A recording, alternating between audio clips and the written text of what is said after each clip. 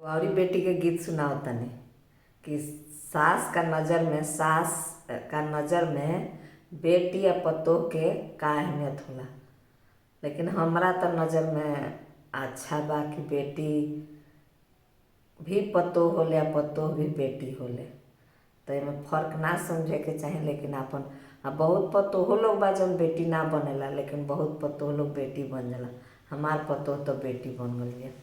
कहम लोग तो हम रील बना के दिखा दे। तो हम एगो गाना सुनाओ तनी।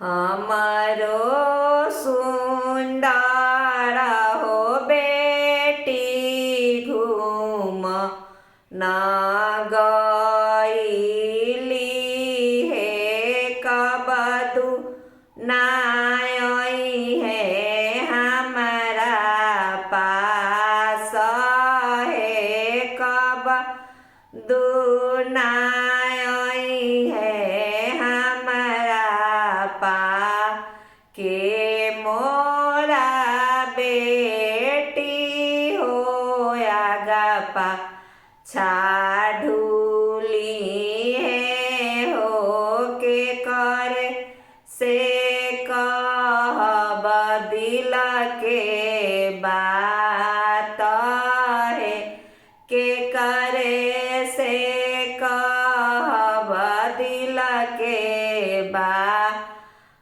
महल में से निकलेली भाभी हो कवन भाभी सासू जी के देली समझाई है सासू जी के देली समझा।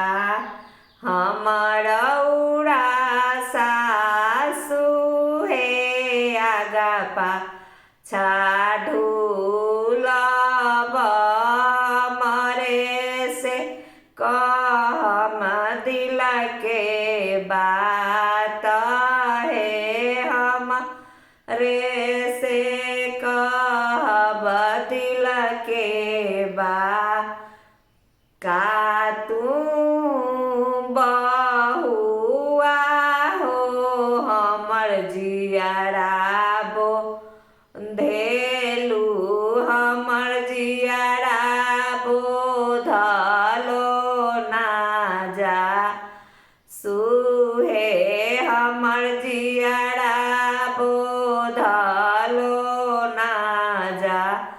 धियावा के पर तर पतोया ना ही करी है हनी हनी कसी है जाबा ओड़ी तर के पनिया बड़ेड़ी चली जाई है धियावा के पर तर पतोया नाही करी है सुबह शाम दी है उजाबा